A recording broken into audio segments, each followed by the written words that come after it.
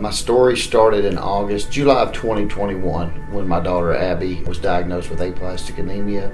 I had never given any blood product, and she was needing platelets. Aplastic anemia kills your platelets in your body, so I wanted to go show support for her and give one time and give platelets. Well, when I realized how much she was needing, I continued to give. She was using at least one infusion a week, and as I came, I realized that not many people gave. There was one time in her treatment where her platelet level got to 0, and they didn't have any platelets available, and they called me and said, "We need you to go to Medic and give a direct donation." And by the time I got here, Medic had already released 50 units, but at that time UT Hospital didn't even think that they would have platelets to give her, which is scary when it's your daughter and it's her life. Platelets for Abby, when she was in her worst part of her aplastic anemia, she was needing infusions once or twice a week. They would give her platelets that would get her level up to about 50, and within 2 or 3 days she would usually drop down to about 15. And so she was needing platelet infusions usually once or twice a week. Without donations, platelets only last 5 days on the shelf and just a few days in the body, depending on how your body's using them. It was an integral part of keeping her alive until she could have a bone marrow transplant.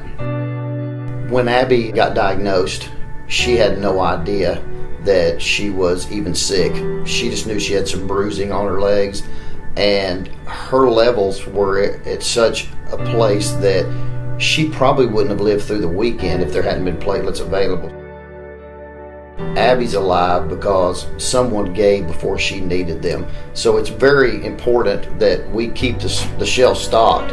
I could give this week, and by this time next week, the platelets that I gave hopefully have already been used, but if not, they're no good.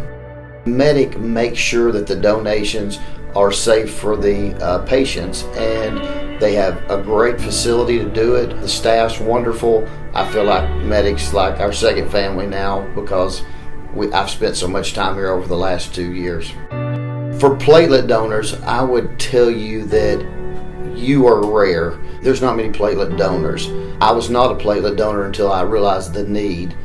The platelet donors have to come more often. It takes longer, but I promise you that the person that's receiving them is going through a whole lot more than the 2 hours it'll take you to have a needle in your arm.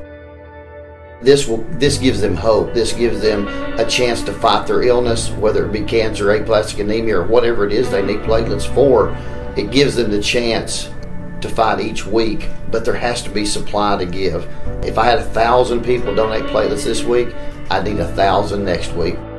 So I've continued to give, and Medic, through Abby's diagnosis and up to her bone marrow transplant, basically kept her alive week after week with platelets and whole blood. I know that there's somebody else out there right now that needs a donation, or they don't know they need a donation, but they will very soon.